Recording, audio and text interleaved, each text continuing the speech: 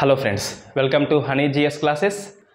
Last క్లాస్లో 1969 తెలంగాణ ఉద్యమాన్ని discuss చేసాం. లాస్ట్ ఒక హాఫ్ అన్ అవర్ కొంచెం ఫాస్ట్ అయింది, అయినప్పటికీ అవి ఓన్లీ ఫ్యాక్ట్ బిట్స్, ఈజీగానే చదువుకుంటే అర్థమవుతుంది.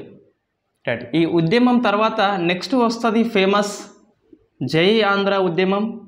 దీని ఫలితంగా వచ్చింది 5 పాయింట్ ఫార్ములా. 5 పాయింట్ ఫార్ములా ఇరు వర్గాలని తృప్తిపరచలేదు కాబట్టి కొనసాగింపుగా 6 పాయింట్ ఫార్ములా వస్తుంది. ఈ రెండు ఫార్ములాకి కారణము జై ఆంధ్ర ఉద్యమమే. సో ఈ క్లాస్లో ఈ మూడు డిస్కస్ చేస్తాం. నెక్స్ట్ క్లాస్లో రాష్ట్రపతి ఉత్తర్వులు, ఈ రాష్ట్రపతి యొక్క ఉత్తర్వులు ఏంటి, ఆ ఉల్లంఘనలు ఏంటి అని చెప్పేసి ఎన్ని రకాలుగా ఉల్లంఘన చేయాలనో మొత్తం తూట్లు పొడుస్తారు ఆంధ్ర నాయకులు ఈ రాష్ట్రపతి ఉత్తర్వులకి. ఉల్లంఘనల మీద కమిటీ వస్తుంది, జయభారత్ రెడ్డి సుందరేషన్ కమిటీ. ఆ రెండు కమిటీ సిఫార్సు ఫలితంగా 610 జీవో వస్తుంది. 610 జీవో తర్వాత మళ్ళీ ఉల్లంఘన చేస్తాం. నెక్స్ట్ వస్తుంది గిరిగ్లాని కమిటీ అని చెప్పేసి మళ్ళీ ఉల్లంఘన చేస్తాం. సో హౌస్ కమిటీ అని ఒక రెండు కమిటీలు వస్తాయి. దీంతో మనకి ఈ తొలి దశ ఉద్యమం అనేది పూర్తి అవుతుంది. ఇంకా వెరీ నెక్స్ట్ క్లాస్ ఏంటి అంటే మనకి మలి దశ ఉద్యమం మనం స్టార్ట్ చేస్తాం డైరెక్ట్. ఇందులో ఒకటే క్లాస్లో టీఆర్ఎస్ పార్టీ యొక్క పాత్ర ఏంటి అని ఒకటే క్లాస్ ఉంటుంది. దాని తర్వాత ఈ జేఏసీ యొక్క వివిధ నిరసన రూపాలని చెప్పేసి రెండు ఉంటుంది. నెక్స్ట్ వివిధ పార్టీల పాత్ర అని చెప్పేసి ఈ కాంగ్రెస్, బీజేపీ, ఎంఐఎం అన్నింటి ఉంటుంది. నెక్స్ట్ పాత్ర పార్లమెంటరీ ప్రక్రియ. సో మనకి 1, 2, 3, 4, 5, 6 క్లాస్లో తెలంగాణ ఉద్యమం అనేది దాదాపుగా ఒక 80% పూర్తవుతుంది. సో నెక్స్ట్ ఏంటి ఇవి అయిన తర్వాత అంటే ఈ సభలు, తెలంగాణ ఉద్యమ సాహిత్యం అని చెప్పేసి అవి రెండు అయిన తర్వాత 1956 నుంచి 2009 వరకు వివిధ రంగాలలో తెలంగాణ ప్రాంతానికి జరిగిన వివక్షత ఏంటి అని చెప్పేసి రంగాల వారీగా వివిధ రంగాల పాత్ర అని చెప్పేసి మనం డిస్కస్ చేయాల్సి ఉంటుంది. సో గ్రూప్ 2 సిలబస్ ఏదైతే ఉందో దాంట్లో ప్రతి పాయింట్ మనం ఇక్కడ డిస్కస్ చేస్తాం కంపల్సరీగా. సో ఈ క్లాస్ మట్టుకు జై ఆంధ్ర ఉద్యమం, దీనికి కారణాలు ఏంటి అని చెప్పేసి మనకు ప్రశ్న వస్తుంది. ముఖ్యంగా ఒకటి చూస్తే పివి చర్య ఒకటి, భూ సంస్కరణలు ఒకటి. సో భూ సంస్కరణలు ఒకటి. సెకండ్ది ఈ 3 అక్టోబర్ 1972న ఈ ముల్కీ రూల్స్ రాజ్యాంగబద్ధమే అని చెప్పేసి ఈ సిక్రీ ధర్మాసనం తీర్పు చెప్తుంది. సో ముల్కీ రూల్స్ రాజ్యాంగబద్ధమే అని చెప్పేసి తీర్పు చెప్తుంది. ఈ రెండింటి ఫలితంగా పుట్టుకొచ్చిందే జై ఆంధ్ర ఉద్యమం. సో మనకి నోట్స్ ఉన్నది, ఆ నోట్స్లో కొంచెం ఆర్డర్ ఇదే ఉండకపోవచ్చు. ఏది రాసుకోవాలి అంటే నోట్స్ క్లియర్గా రాసే వాళ్ళకైతే ఈ క్లాస్లో చెప్పింది కొంచెం ఆర్డర్లో వస్తుంది. అది మాత్రం మన తెలుగు అకాడమీ ఏది ఫాలో అయితే అది మనం ఫాలో అవుతాం నోట్స్లో. రైట్, ఇది జై ఆంధ్ర ఉద్యమానికి కారణాలు. ఒకసారి మనం మళ్ళీ బ్యాక్ వెళ్ళాల్సి ఉంటుంది. ఒక స్టోరీ బేస్లో మనం నేర్చుకోవాలి కంపల్సరీ. ఒక లింక్ అనేది పట్టుకోవాలి, ఆ లింక్ పట్టుకుంటే మనం మర్చిపోకుండా ఉంటుంది. రైట్, ఫస్ట్ ఏంటి అంటే 1971 మనకి 69 ఉద్యమం అనేది పూర్తవుతుంది. ఈ ఉద్యమంలో కీలక పాత్ర పోషించింది తెలంగాణ ప్రజా సమితి, ఇన్ఫ్యాక్ట్ మర్రి చెన్నారెడ్డి. సో మర్రి చెన్నారెడ్డి తెలంగాణ ఉద్యమంలో ప్రముఖ పాత్ర పోషిస్తాడు. చివరికి ఈ 1971 ఎలక్షన్స్లో మొత్తం 10 మంది గెలుస్తారు. 14 స్థానాల్లో పోటీ చేస్తే 10 మంది గెలుస్తారు. ఈ ఆదిలాబాదు, నిజామాబాదు అండ్ ఖమ్మం, మిర్యాలగూడలో ఓడిపోతారు. ఈ 10 మందిలో 8 మంది కూడా కాంగ్రెస్లో విలీనం అయ్యేందుకు మొగ్గు చూపుతారు కాబట్టి సో దాని ఫలితంగా 1971 సెప్టెంబర్లో ఈ టీపీఎస్ని కాంగ్రెస్లో విలీనం చేస్తాడు. But conditions apply. ఒక 6 కండిషన్స్ పెడతాడు. 6 కండిషన్స్ మనం డిస్కస్ చేసినాం. ఈ 6 కండిషన్లో ఒక కండిషన్ ఏంటి అంటే రాష్ట్ర నాయకత్వంలో మార్పు తీసుకురావాలి, తెలంగాణ వ్యక్తికే ముఖ్యమంత్రి పదవి ఇవ్వాలని చెప్పేసి ఫస్ట్ కండిషన్ ఏదైతే ఉందో ఆ ఫస్ట్ కండిషన్లో భాగంగా 15 సెప్టెంబర్ 1971 అప్పటి రాష్ట్ర ముఖ్యమంత్రి కాసు బ్రహ్మానందరెడ్డి రాజీనామా చేస్తాడు. సో రాజీనామా చేస్తాడు. ఎందుకు అంటే ఈ షెట్ సూత్రం అని చెప్పేసి ఈ టీపీఎస్ పార్టీ యొక్క మర్రి యొక్క డిమాండ్లో ఫస్ట్ డిమాండ్ ప్రకారము కాసు బ్రహ్మానందరెడ్డి రాజీనామా చేస్తాడు. మన మర్రి యొక్క పంతం నెగ్గిందని చెప్పాలి. నెక్స్ట్ ఏంటిగా ఎవరు సీఎం చేయాలి, సో వాట్ నెక్స్ట్ అని చెప్పేసి ఇందిరాగాంధీ తెగ ఆలోచిస్తుంది. నెక్స్ట్ నియామకం చేయబోయే ముఖ్యమంత్రి ఎవరైతే ఉన్నారో ఇరు ప్రాంతాలకి ఆమోదయోగ్యం కావాలి, ఇరు ప్రాంతాలని సంతృప్తి పరచాలి. కాబట్టి అటువంటి వ్యక్తి ఎవరున్నారని చెప్పేసి థింక్ చేస్తే గుర్తుకొస్తుంది తెలంగాణ నుంచి ఫేమస్ పివి నరసింహారావు వ్యక్తి. సో పివి నరసింహారావు ఈయనే ఎందుకు, ఈ వ్యక్తి ఇరు ప్రాంతాలని ఎలా సంతృప్తి పరుస్తాడంటే, సో రీజన్స్ ఏంటి అంటే తెలంగాణ వాళ్ళకి చూస్తే, సో తెలంగాణ వాళ్ళు ఎవరు ఒప్పుకోవాలి, మనం మర్రి ఒప్పుకోవాలి మెయిన్గా. సో మర్రి ఒప్పుకుంటాడు ఎందుకు అంటే, సో నరసింహారావు బ్రాహ్మణుడు, మెత్తటి వ్యక్తి కాబట్టి ఈ పెద్ద మనుషుల ఒప్పందం టైంలో ఈ బ్రాహ్మణుడు అయిన బీఆర్కేని ఎలాగైతే పదవి గుంజుకున్నామో అలాగే ఈజీగా బ్రాహ్మణుడు అయితే పదవి గుంజుకోవచ్చు అని చెప్పేసి. సో మరి మర్రి ఎందుకు కాదు అంటే, మర్రి మీద హైకోర్టు యొక్క నిషేధం ఉన్నది, 6 years పాటు ఉన్నది. సో 6 years పాటు ఉన్నది కాబట్టి మర్రికి ఛాన్స్ లేదు. సో నెక్స్ట్ నియామకం పొందే వ్యక్తి మెత్తటి వ్యక్తి అయితే 6 years నిషేధం అయిపోయాక ఈజీగా సీఎం పదవి గుంజుకోవచ్చు అని చెప్పేసి నరసింహారావుకి ఆమోదం చెప్తాడు మన తెలంగాణ వ్యక్తి మర్రి. మరి ఆంధ్ర వాళ్ళు ఎందుకు ఒప్పుకుంటారు అంటే, ఇన్ఫ్యాక్ట్ పివి నరసింహారావు 1969 ఉద్యమానికి దూరంగా ఉన్నాడు అనే చెప్పాలి. మనకి ఎక్కడ దాదాపు పేరు రాలేదు. సో పేరు రాలేదు. ఇన్ఫ్యాక్ట్ ఈ 1969 మార్చి 28న తొలిసారిగా మంత్రి పదవికి రాజీనామా చేసింది కొండా లక్ష్మణ్ బాపూజీ. ఆ సమాచార శాఖ మంత్రిని పీవీకి ఇస్తారు, పీవీ యాక్సెప్ట్ చేస్తారు. కాబట్టి సో ఆంధ్ర వాళ్ళకి సమ్మతమే, తెలంగాణ ఉద్యమంలో యాక్టివ్ రోల్ పోషించలేదు కాబట్టి ఈ పీవీకి ఆంధ్ర వాళ్ళు ఓకే చెప్తారు, తెలంగాణ వాళ్ళు ఓకే చెప్తారు. సో మనకి ఇది ఎగ్జామ్లో రాదండి, తెలంగాణ వాళ్ళు ఎందుకు యాక్సెప్ట్ చేసిండ్రు, ఆంధ్ర వాళ్ళు ఎందుకు యాక్సెప్ట్ చేసిండ్రు, జస్ట్ మనకి స్టోరీ లింకప్ అనేది కావడం కోసము అది చెప్పినాం. రైట్, సీఎం అయిండు. నెక్స్ట్ మనకి అక్టోబర్ అయిపోతుంది, నవంబర్ అయిపోతుంది, డిసెంబర్, జనవరి, ఫిబ్రవరి వస్తుంది. ఫిబ్రవరి వచ్చినాక ఏమవుతుందంటే సో ఫిబ్రవరి 14, 1972 వస్తుంది. 1972 ఫిబ్రవరి వచ్చినాక ఏపీ హైకోర్టు తీర్పు చెప్తుంది. మనం డిస్కస్ చేసినాం ఆల్రెడీ, ఒబుల్ రెడ్డి ధర్మాసనం అనేది Venkatreddy versus state of AP కేసులో ముల్కీ రూల్స్ రాజ్యాంగ విరుద్ధం అని చెప్పేసి తీర్పు చెప్తుంది. రాజ్యాంగ విరుద్ధం అన్నది ఫస్ట్ ఇది 4-1తోని తీర్పు చెప్తుంది. 4 జడ్జీలు వ్యతిరేకిస్తారు, ఒక్క జడ్జి మాధవరెడ్డి అని చెప్పేసి ముల్కీ రూల్స్ రాజ్యాంగబద్ధమే అని చెప్పేసి విడిగా తీర్పు అనేది రాస్తాడు. రైట్, అప్పుడు ఈ మనకి 1972 మార్చిలో ఎలక్షన్స్ వస్తాయి. ఈ తీర్పు ఏమో తెలంగాణకి వ్యతిరేకంగా ఉంది కాబట్టి తెలంగాణలో ఓట్లు రావని చెప్పేసి ఇందిరమ్మని ఈ వరంగల్ సభకి ఆహ్వానిస్తాడు మన పివి. సో ఇందిరమ్మ ఒక 2 రోజులకు వస్తుంది. 17 ఫిబ్రవరి డేట్ అంతా అవసరం లేదు, 1972న వరంగల్లో భారీ బహిరంగ సభ జరుగుతుంది. సో అజంజాహి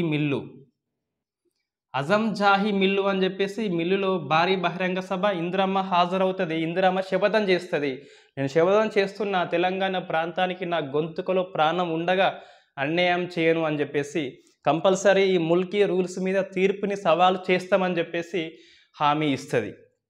సో ఆమె సభ అయిపోతుంది, వెళ్ళిపోతుంది. 1972 మార్చిలో ఎలక్షన్స్ అవుతాయి. సో మార్చిలో గెలుస్తాడు మన పివి. సో కాంగ్రెస్ ఘన విజయం సాధిస్తుంది. 1972 మార్చి ఎన్నికల్లో మన పివి సీఎంగా అపాయింట్మెంట్ అవుతాడు. తెలంగాణ నుంచి ఫస్ట్ సీఎం ఎవరంటే పివి నరసింహారావు. నెక్స్ట్ అంజయ్య పనిచేస్తాడు, మర్రి పనిచేస్తాడు. ఈ భవనం వెంకట్రావు అంటారు, బట్ ఆయన ఆంధ్ర నుంచి వచ్చిన వ్యక్తి, అతన్ని చెప్పలేము మనం. జలగం వెంగళరావు అని కూడా చెప్తారు, బట్ ఆయన కూడా ఆంధ్ర నుంచి వచ్చిన వ్యక్తే. ప్యూర్ తెలంగాణ అంటే అంజయ్య, మర్రి అండ్ పివి, వాళ్ళిద్దరూ తెలంగాణ వాళ్ళు కాదని చెప్పాలి మనం. సో నెక్స్ట్ ఏంటి అంటే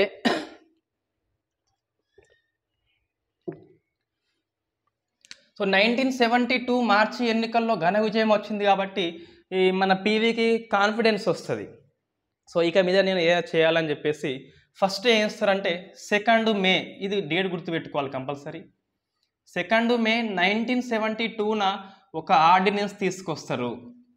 సో ఆర్డినెన్స్ మీన్స్ అత్యవసర ఆదేశము. ఈ పార్లమెంట్ కానీ అసెంబ్లీ కానీ సెషన్స్లో లేనప్పుడు గవర్నర్లు రాష్ట్రపతులు ఆర్డినెన్స్ ఇష్యూ చేయవచ్చు. 123 ఆర్టికల్ రాష్ట్రపతి, 213 ఆర్టికల్ ఏమో గవర్నర్ మనకి ఇండియన్ కాన్స్టిట్యూషన్లో వస్తుంది. దీనిలో ఏముంటుందంటే సో ఏపీలో భూమి కొనుగోలు నిషేధము, అమ్మకము నిషేధము. ఫస్ట్ అయితే నిషేధం ఎందుకు అంటే ఒక చట్టం తీసుకొస్తున్నాము. ఆ చట్టం అనేది 15 సెప్టెంబర్ 1972. ఈ డేట్ గుర్తుపెట్టుకోవాలి, ఎందుకు మనకి ఈజీగా గుర్తుంటుంది. 15 సెప్టెంబర్ 1971 కాసు రాజీనామా సరిగ్గా 1 ఇయర్లో పివి సో భూ గరిష్ట పరిమితి చట్టం అని చెప్పేసి తీసుకొస్తాడు. ల్యాండ్ సీలింగ్ యాక్ట్ తీసుకొస్తాడు.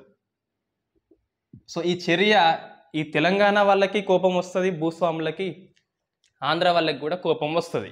ఎందుకు కోపం వస్తుంది అంటే భూ గరిష్ట పరిమితి, ఒక వ్యక్తి దగ్గర ఇంతే భూమి ఉండాలని చెప్పేసి చెప్తుండ్రు. ఈ భూస్వాములకి ఇది ఇబ్బంది అవుతుంది.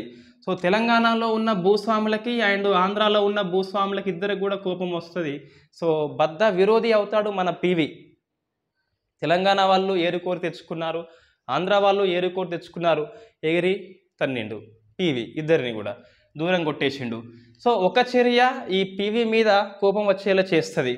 సో సెకండ్ చర్య ఏంటి అంటే ఇదే టైంలో అక్టోబర్ 3 అక్టోబర్ 1972న ఏంటిది మనకి ఈ సుప్రీంకోర్టు అనేది, సుప్రీంకోర్టు ధర్మాసనము సిక్రీ ధర్మాసనము రాజ్యాంగబద్ధమే అని చెప్పేసి ముల్కీ రూల్స్ రాజ్యాంగబద్ధమే అంటది.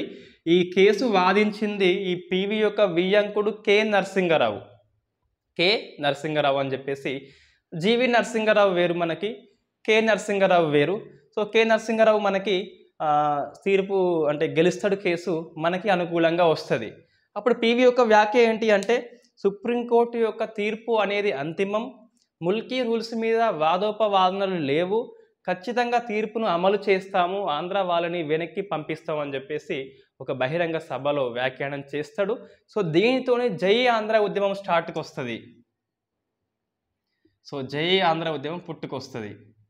కారణం ఏంటి అంటే ఒకటి భూ సంస్కరణల అమలు లోపల, తక్షణ కారణం మాత్రము సుప్రీంకోర్టు యొక్క తీర్పు ముల్కీ రూల్స్కి అనుగుణంగా. సో మనకి ప్రశ్న వస్తుంది, 2 ఆప్షన్స్ ఇస్తే ఇదే ఆన్సర్, 1 మరియు 2 అన్నప్పుడు 2 పెట్టాల్సి వస్తుంది. Okay right. జై ఆంధ్ర ఉద్యమం కారణం ఏంటి అంటే సుప్రీంకోర్టు యొక్క తీర్పు అని చెప్పేసి. రైట్, మనం ఇది నెక్స్ట్ కంటిన్యూ చేద్దాం.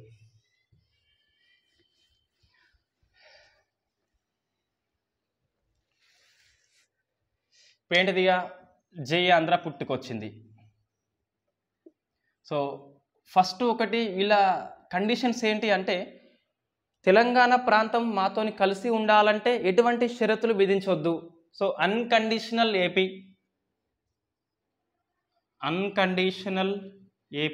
అంటే ఎటువంటి షరతులు లేని ఆంధ్రప్రదేశ్ స్టేట్ మొత్తం ఒకే రకంగా ఉండాలి అని చెప్పేసి. ఇది సాధ్యం కాకుంటే డివైడ్ ఏపీ అంటే జై ఆంధ్ర.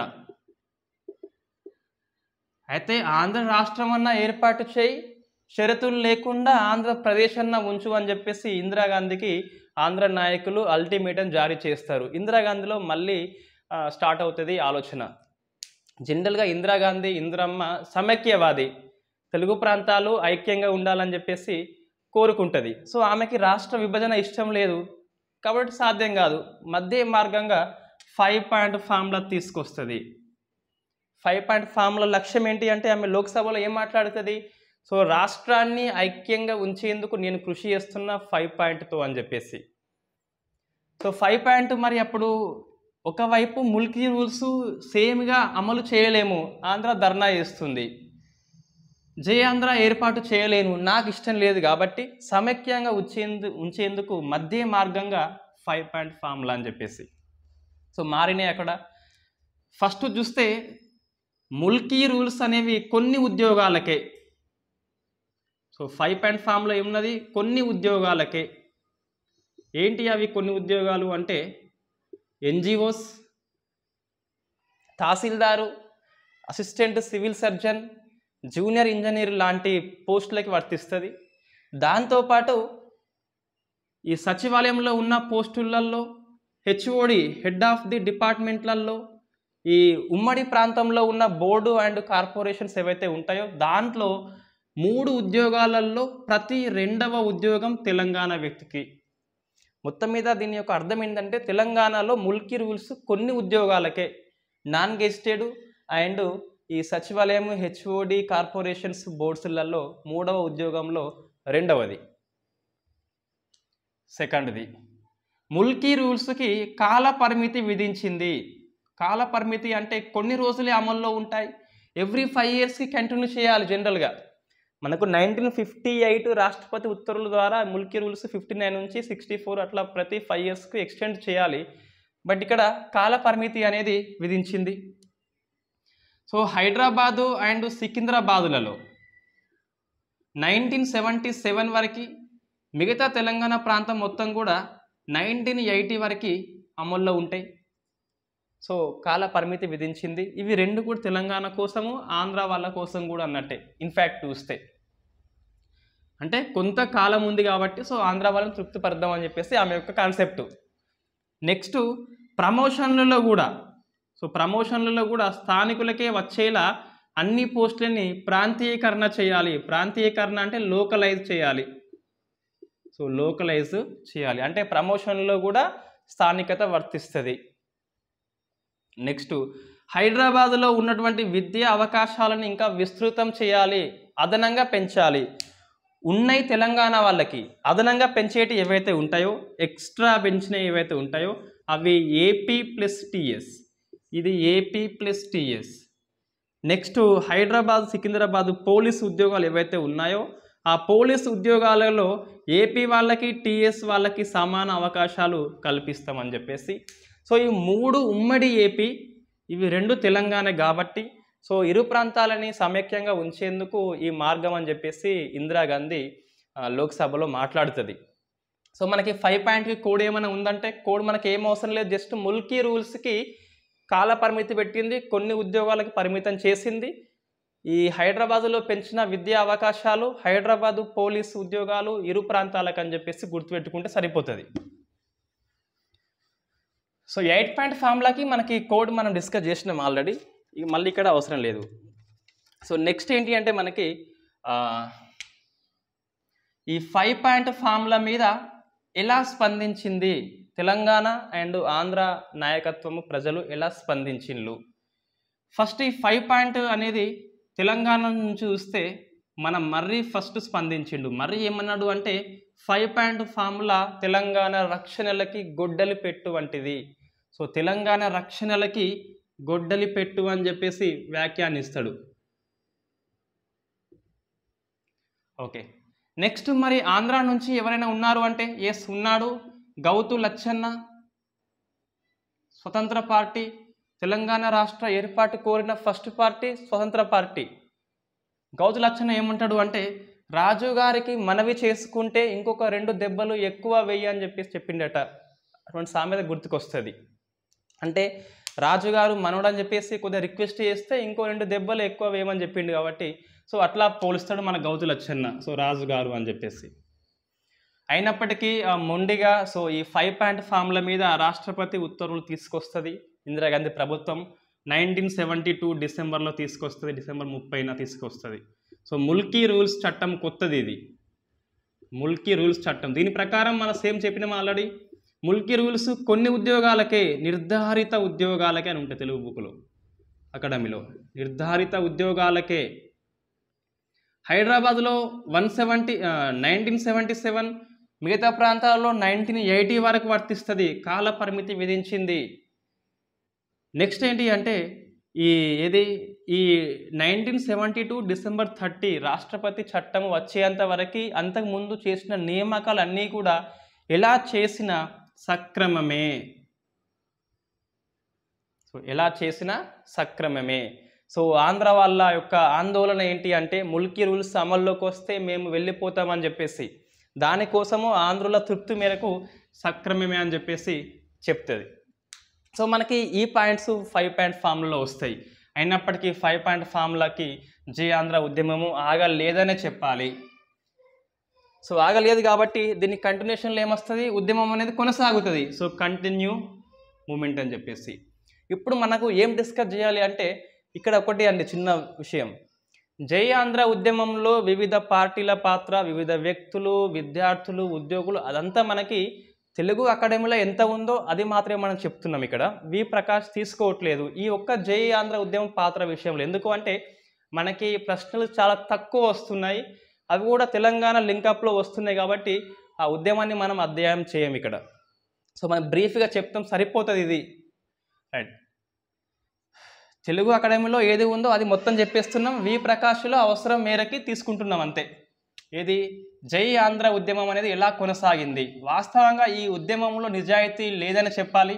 ఎందుకు అంటే సో వీళ్ళు పైకేమంటుండ్రు, ప్రత్యేక రాష్ట్రం అంటుండ్రు, బట్ లోపల మాత్రం ఏముంది అంటే తెలంగాణ రక్షణలు అడ్డుకోవాలని చెప్పేసి ఆ దుర్మార్గమైన ఆలోచన ఉంది తప్పించి జై ఆంధ్ర ఏర్పాటు చేయాలని చెప్పేసి ఎక్కడ వీళ్ళకి లేనే లేదు. రైట్, ఇక్కడ చూస్తే ఏమున్నాయి ఇక్కడ ఫస్ట్ ఒక 2 సంస్థలు ఏర్పాటవుతాయి. ఒక 2 సంస్థలు ఏంటి అంటే ఒకటేమో ఆంధ్ర సేన అని చెప్పేసి, సో ఆంధ్ర సేన. సెకండ్ వచ్చేసి ప్రజా పరిషత్. ఏముంటుంది ఆంధ్ర సేన అంటే ఈ పివి వర్గంలో ఉన్న 9 మంది మంత్రులు రాజీనామా చేస్తారు. 1969 తెలంగాణ ఉద్యమంలో 8 మంది రాజీనామా చేస్తే వీళ్ళు ఒకటి ఎక్కువ తిన్నారు, 9 చేస్తారు. 9 రాజీనామా చేసి వీళ్ళు ఆంధ్ర సేన అని చెప్పేసి ఒక సంస్థని ఏర్పాటు చేసుకుంటారు. వీళ్ళు తిరుపతిలో మీటింగ్ పెట్టుకుంటారు. మీటింగ్ పెట్టుకొని ఈ మాదాల జానకి రామ్ అని చెప్పేసి ఆయనే ఆధ్వర్యంలో ఈ తిరుపతిలో మీటింగ్ పెట్టుకుంటారు రాజీనామా చేసిన మంత్రులు.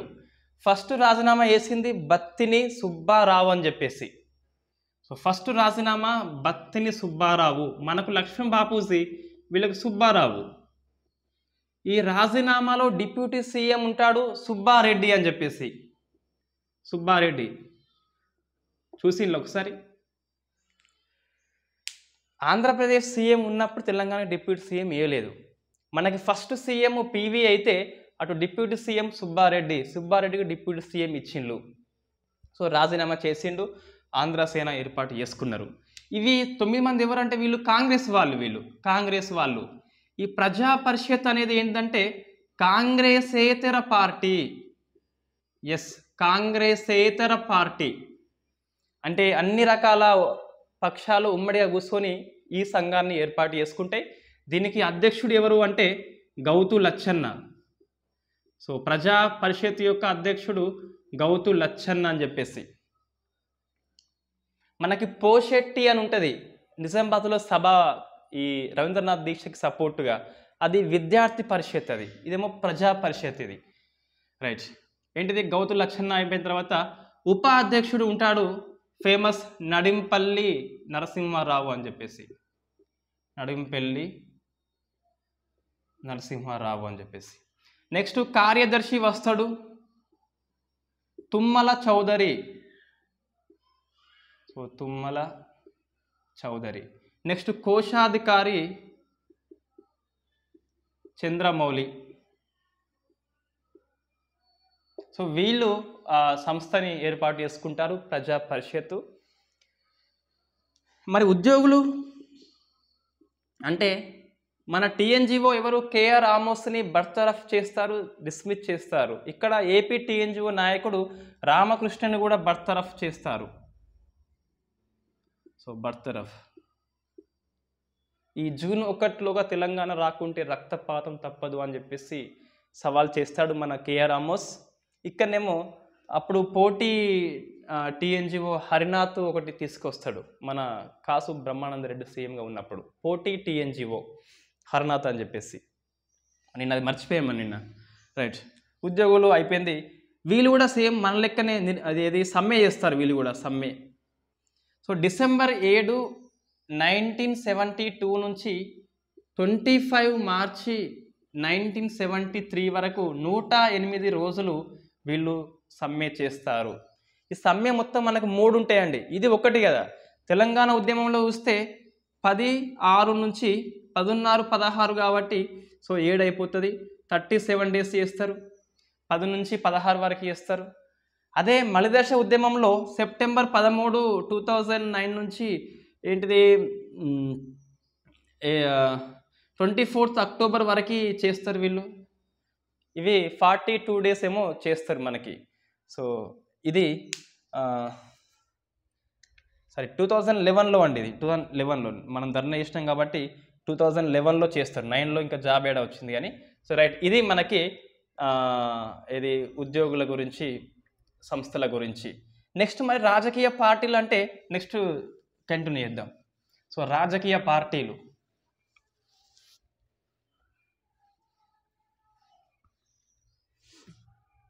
సో రాజకీయ పార్టీలు ఫస్ట్ మనకు సిపిఐఎంను సిపిఎం ఇవి రెండు కూడా సమైక్యాంధ్రకే కట్టుబడి ఉంటాయి ఎప్పటికైనా కూడా. సో సిపిఐ సిపిఎం అనేది నెక్స్ట్ మనకు మలదేశ ఉద్యమంలో మళ్ళీ వస్తుంది, స్టాండ్ తర్వాత మార్చుకుంటుంది, అది వేరే విషయం.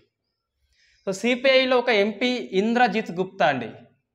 సో ఇంద్రజిత్ గుప్తా అని చెప్పేసి ఈ మాట్లాడుతూ ఈ జై ఆంధ్ర ఉద్యమం అనేది సమైక్యంగా ఉంచాలి, ఇది అగ్రకులం కుట్ర, కమ్మ వాళ్ళ కుట్ర అని చెప్పేసి ఈ లోక్సభలో వ్యాఖ్యానిస్తాడు. ఈ కాంగ్రెస్ అనేది ఈ ఒక ఎంపీ వెంకట సుబ్బారెడ్డి అని చెప్పేసి రక్షణలు వద్దు, రాష్ట్రము చాలు అని చెప్పేసి ఆయన వ్యాఖ్యానిస్తాడు. అది ఇది ఈ కాంగ్రెస్ వాళ్ళు. నెక్స్ట్ ఈ జనసంఘ్ ఏదైతే ఉందో, జనసంఘ్ అనేది సర్ప్రైజ్ గురి చేస్తుంది మనని. ఎందుకు సర్ప్రైజ్ అంటే 1969 ఉద్యమ టైంలో జనసంఘ్ అధినేత వాజ్పేయి ఉంటాడు. ఈ జనసంఘ్ యొక్క నాయకుడు జగన్మోహన్ రెడ్డి. సో జగన్మోహన్ అనేది జై తెలంగాణ అన్నందుకు సో బహిష్కరణ చేస్తే తెలంగాణ ప్రజా పరిషత్ అని చెప్పేసి ఒక కొత్త పార్టీ స్థాపిస్తాడు జగన్మోహన్. తెలంగాణ ప్రజా పరిషత్ అని చెప్పేసి స్థాపిస్తాడు జగన్మోహన్ అండ్ కేఆర్ ఆమోస్ కలిసి బహిష్కరణ చేసినందుకు. ఈ జనసంఘ్ అనేది 1972-73 టైంలో తన స్టాండ్ మార్చుకుంటుందని చెప్పాలి. ఎందుకు అని కారణం అంటే, సో ఆంధ్ర విడిపోదామంటుంది, తెలంగాణ విడిపోదామంటుంది కాబట్టి మేము రెండు రకాలుగా సంస్థలు ఏర్పాటు చేస్తామని. సో ఇటువైపు ఏమో ఆంధ్ర సంఘర్షణ సమితి విజయవాడలో ఏర్పాటు చేస్తే, ఇటువైపు ఏమో తెలంగాణ సంఘర్షణ సమితి అని చెప్పేసి హైదరాబాద్లో మీటింగ్ పెట్టుకుంటుంది. ఈ హైదరాబాద్ మీటింగ్కి మన జగన్మోహనే అధ్యక్షుడు. సో ఈ జనసంఘ నేత వాజ్పేయి వస్తాడు హైదరాబాద్కి వచ్చి, తెలంగాణ ఆంధ్ర రాజీ క్యా కరెంగే ఇందిరాజీ అని చెప్పేసి వ్యాఖ్యానం చేస్తాడు. మళ్ళీ అంటే తెలంగాణ ఉన్ను ఆంధ్ర రాజీ పడుతుంది, మధ్యలో నువ్వేం చేస్తావు అని చెప్పేసి. ఇంకేమంటాడు అంటే, ఈ రెండు తెలుగు రాష్ట్రాలు విడిపోతే భూమి బద్దలవ్వదు అని చెప్పేసి చెప్తాడు. భూమి బద్దలు అంటే మొన్న మనకి ఆఫ్ఘనిస్తాన్ భూకంపం వచ్చింది, 6.1 రిక్టార్ స్కేల్ మీద నమోదైంది. హిందూ కుష్ పర్వతాల్లో వచ్చింది. ఈ రింగ్ ఆఫ్ ఫైర్ అని చెప్పేసి పసిఫిక్లో వస్తుంది ఎక్కువ.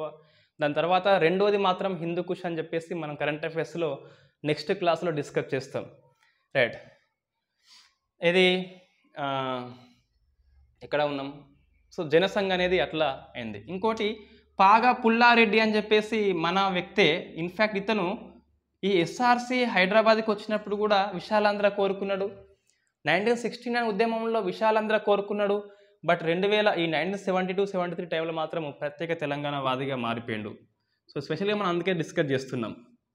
ఇంకోటి వెంకటరత్నం, కొక్కాటి వెంకటరత్నం అని చెప్పేసి ఈయన ఈ జయాంధ్ర ఉద్యమానికి నాయకుడు. చనిపోతాడు. చనిపోయినాక ఈ నాయకత్వం స్వీకరించింది అప్పటి డిప్యూటీ సీఎం వై సుబ్బారెడ్డి.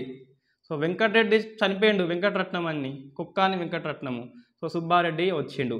ఇది మనకి జై ఆంధ్ర ఉద్యమం గురించి. ఇంతకంటే ఎక్కువ అవసరం లేదు, ప్రశ్నలు దాదాపుగా రాలేదని చెప్పాలి ఇంతవరకైతే.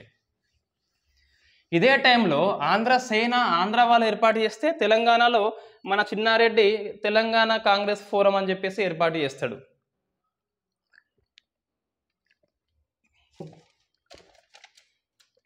నెక్స్ట్ చివరికిగా ఈ జై ఆంధ్ర ఉద్యమం ఫలితంగా మన సీఎం రాజీనామా చేస్తాడు. సో పివి రాజీనామా. సో పివి రాజీనామా ఎప్పుడు చేస్తాడు అంటే 16 జనవరి 1973లో చేస్తే, 17 జనవరి 1973లో ఆమోదిస్తే, 18 ఇదంతా డేట్ అవసరం లేదు, ఇది అవసరం. సో 18 జనవరి 1973 నుంచి 10 డిసెంబర్ 1973 వరకు రాష్ట్రపతి పరిపాలన కొనసాగుతుంది. ఎందుకు రాష్ట్రపతి పరిపాలన? ఇంకో సీఎంని అపాయింట్మెంట్ చేయొచ్చుగా అంటే రాజీనామా చేసినాక. ఇన్ఫాక్ట్ అప్పుడు అవకాశం లేదు. ఇరు ప్రాంతాలకి ఆమోదయోగ్య నాయకుడు లేడని చెప్పాలి. అందుకే గత్యంతరం లేక రాష్ట్రపతి పరిపాలన విధిస్తుంది ఇందిరాగాంధీ ప్రభుత్వము. అప్పుడు మనకి గవర్నర్ వచ్చేసి సో వివి గిరి మనకు తెలుసు ఆల్రెడీ. సో రాష్ట్రపతి. నెక్స్ట్ ఖండూభాయ్ దేశాయ్ అని చెప్పేసి గవర్నర్ ఉంటాడు. ఇతనికి సలహాదారుడిగా షెరిన్ అండ్ వికే రావుని అపాయింట్ చేస్తారు. ఈ షెరిన్ రక్షణ శాఖ మాజీ చీఫ్ సెక్రటరీ కాబట్టి ఐపీఎస్ కాబట్టి యాక్టివ్ రోల్ పోషిస్తాడు. ఈ ఆంధ్ర తెలంగాణ నాయకులను కంట్రోల్ చేస్తాడు. 6 పాయింట్ ఫార్ములాకి దారి తీస్తుంది చివరికి. ఆ వికే రావు మాజీ ప్రభుత్వ కార్యదర్శి. సో ఈ తెలంగాణ వాళ్ళని ఆంధ్ర వాళ్ళని అణిచివేసి ఒక సయోధ్య కుదిర్చింది మనకి వికే షెరిన్ అని చెప్పేసి సలహాదారుడు. సో ఇందిరాగాంధీ మొత్తం మీద పిలిచి నాయకులను ఒప్పించి 6 పాయింట్ ఫార్ములా తీసుకొస్తుంది. So what is 6 point formula అంటే తెలంగాణ రక్షణలు పూర్తిగా అంతమవుతుంది. ఇది మొత్తం ఉమ్మడి ప్రాంతం యొక్క అభివృద్ధి కోసం అండి. అది మనం గుర్తుపెట్టుకోవచ్చు సింపుల్గా. ఇలా కీ పాయింట్స్ ఏంటి అంటే వెనుకబడ్డ ప్రాంతాల అభివృద్ధి. ఎక్కడ వెనుకబడ్డాయి? తెలంగాణలో ఉన్న ఆంధ్రాలో రాయలసీమలో 3 ప్రాంతాలలో వెనుకబడ్డ ప్రాంతాల అభివృద్ధి 6 పాయింట్ ఫార్ములా. అంటే ఏంటిది? 3 ప్రాంతాలలో కూడా ఏకరూపత. సో ఏకరూపత పరిపాలన, ఏకరూపత అభివృద్ధి ఉండాలి అని చెప్పేసి ఏకరీతి లేదా ఏకరూపత అని చెప్పేసి పిలుస్తాం. ఈ లక్ష్యం ఏంటి అంటే ఏకరూపత అభివృద్ధి, ఏకరూపత పరిపాలన అని చెప్పేసి అట్లా మనం గుర్తుపెట్టుకోవాల్సి ఉంటుంది. సో ఫస్ట్ పాయింట్ ఏంటి అంటే దీంట్లో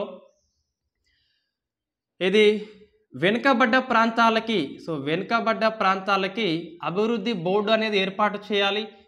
ఏర్పాటు చేస్తారు. తెలంగాణలో 1975లో ఈ జగన్నాథం అధ్యక్షుడిగా సీఎం జలగం వెంగళరావు ఉంటాడు. అప్పుడు దీన్ని ఎన్టీఆర్ ప్రభుత్వం రద్దు చేస్తుంది. మనం ఆల్రెడీ డిస్కస్ చేసాం. తెలంగాణ ప్రాంతీయ కమిటీ ప్లేస్లో ప్రాంతీయ అభివృద్ధి బోర్డు వస్తా అని చెప్పేసి డిస్కస్ చేసినాం.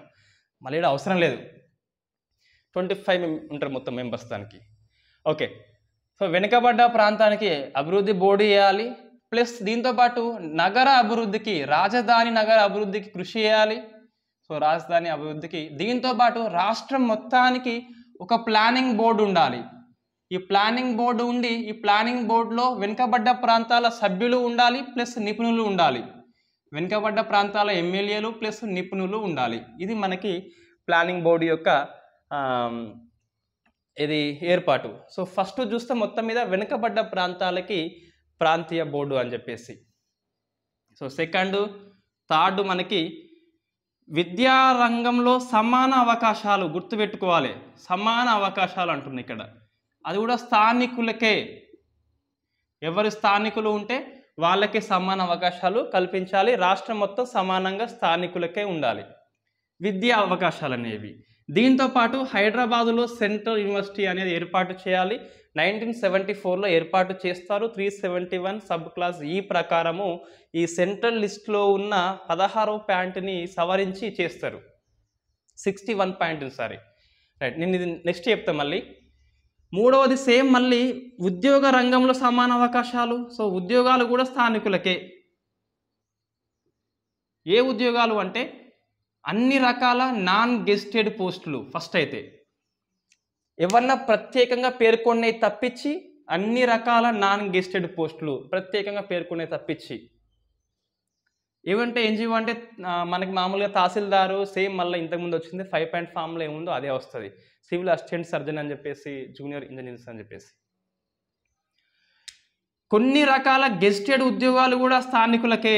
కొన్ని రకాల గెస్టెడ్ ఉద్యోగాలు అని చెప్పేసి ఏంటి అంటే ఫస్ట్ స్థాయి, సెకండ్ స్థాయి ఏమొస్తాయి? డీటీకి మన ఎగ్జాంపుల్ తీసుకుంటే ఆర్డీఓ నెక్స్ట్ ప్రమోషన్ ఏంటి మనకి? తహసీల్దార్ వస్తుంది, ఎంఆర్ఓ, నెక్స్ట్ ఆర్డీఓ. అంటే ఈ తహసీల్దారు అండ్ ఆర్డీఓ స్థాయి వరకు కూడా గెస్టెడ్ వాటికి కూడా కొద్ది వరకు వర్తిస్తుంది. వేటికి వర్తించదు అంటే అఖిల భారత సర్వీసులు ఏవైతే ఉన్నాయో వాటికి వర్తించదు.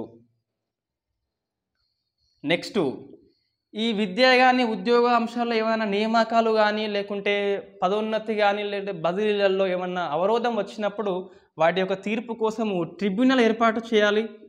ఏర్పాటు చేస్తారు. ట్రిబ్యునల్ ఏర్పాటు చేయాలి అని చెప్పేసి. ఇవన్నీ అమలు చేయాలంటే రాజ్యాంగం సవరించాలని చెప్పేసి రాజ్యాంగం సవరించే అధికారం రాష్ట్రపతికి ఇవ్వాలి. సో రాజ్యాంగ సవరణ తప్పనిసరి. ఇవన్నీ చేస్తే ముల్కీ రూల్స్, తెలంగాణ ప్రాంతీయ కమిటీ అనేది ఇక అనవసరము అని చెప్పేసి ఈ 6 పాయింట్ ఫార్ములాలో ఉంటుంది. ఈజీ గుర్తుపెట్టుకోవచ్చు, ఏం లేదు. మొత్తం మీద వెనుకబడ్డ ప్రాంతాల అభివృద్ధి 1, విద్యా ఉద్యోగంలో స్థానికులకే అవకాశాలు 2, 3, ట్రిబ్యునల్ ఏర్పాటు, రాజ్యాంగ సవరణ చేయాలి. అవన్నీ చేస్తే కింది 2 అవసరం లేదు, తెలంగాణ రక్షణలు అవసరం లేదని చెప్పేసి చెప్తారు. అంటే మనకి ఏంటి 6 పాయింట్ ఫార్ములా యొక్క ఆవశ్యకత ఏంటి అని చెప్పేసి మన ప్రశ్న వస్తుంది గ్రూప్ 1లో వస్తాయి. అప్పుడైతే ఇది పెద్ద మనుషుల ఒప్పందం అనేది ఓన్లీ ఫర్ తెలంగాణ కోసం అయితే 6 పాయింట్ ఫార్ములా అనేది వెనుకబడ్డ ప్రాంతాలలో ఎట్లా డెవలప్ చేయాలని చెప్పేసి దాని ఒక మోడల్గా ఇది వచ్చింది. సో ఇది ఉమ్మడి ప్రాంతానికి, 5 పాయింట్ ఫార్ములా ఉమ్మడి ప్రాంతానికి, 8 పాయింట్ ఫార్ములా తెలంగాణకే, పెద్ద మనుషుల ఒప్పందం తెలంగాణకే. నెక్స్ట్ ఏంటి అంటే ఇక 6 పాయింట్ ఫార్ములా మీద సంతకం చేసింది ఎవరు అంటే, సో మనం ఈజీగా గుర్తుపెట్టుకోవాలంటే నేను కొన్ని టిప్స్ చెప్తాను చూడండి. ఫస్ట్ రాష్ట్రపతి పరిపాలనకు ముందెవరు సీఎం అంటే పివి ఒకడు. రాష్ట్రపతి పరిపాలన అయిపోయాక నెక్స్ట్ ఎవరు అంటే ఎవరు జలగం వెంగళరావు. మనకి రాష్ట్రపతి పరిపాలన అన్నప్పుడు అసెంబ్లీని సస్పెండ్ అంటే డిసాల్వ్ చేయడు, సస్పెండ్ చేస్తారు, తిరిగి మళ్ళీ దాన్ని ఏర్పాటు చేయవచ్చు కాబట్టి. నెక్స్ట్ తెలంగాణ ప్రాంతీయ కమిటీ ఫస్ట్ అధ్యక్షుడు అచ్యుతరెడ్డి సైన్ చేస్తాడు, చివరి అధ్యక్షుడు కోదాటి రాజమల్లు సైన్ చేస్తాడు. ఇద్దరు సీఎంలు, before president rule, after president rule. TRC first అధ్యక్షుడు, లాస్ట్ అధ్యక్షుడు. సో ఈ అచ్యుత్ రెడ్డి అని చెప్పేసి వీళ్ళు చేస్తారు, సైన్ చేస్తారు. నెక్స్ట్ ఎవరు వ్యతిరేకిస్తారు మన ప్రశ్న వస్తుంది. సో మర్రి వ్యతిరేకిస్తాడు, మేల్కోటే వ్యతిరేకిస్తాడు, ఎస్పి గిరి వ్యతిరేకిస్తాడు, అండ్ హాషిం, ఇది ఫేమస్ బిట్ అండి, హాషిం ముస్లిం అనే క్యాండిడేట్ వ్యతిరేకిస్తాడు. ఈ హాషిం ఎవరంటే టీపీఎస్ ఎన్నికలలో 10 మంది గెలుస్తారు కదా, అందులో సికింద్రాబాద్ నుంచి గెలిచిన ఏకైక ముస్లిం ఈ హాషిం అని చెప్పేసి. సో వీళ్ళు సైన్ చేస్తారు, వీళ్ళు వ్యతిరేకిస్తారు. ఈ కేసీ పంత్ అని చెప్పేసి హోంశాఖ స్టేట్ మంత్రి, ఇందిరమ్మ దాన్ని ప్రవేశపెడితే వీళ్ళు వ్యతిరేకిస్తారు.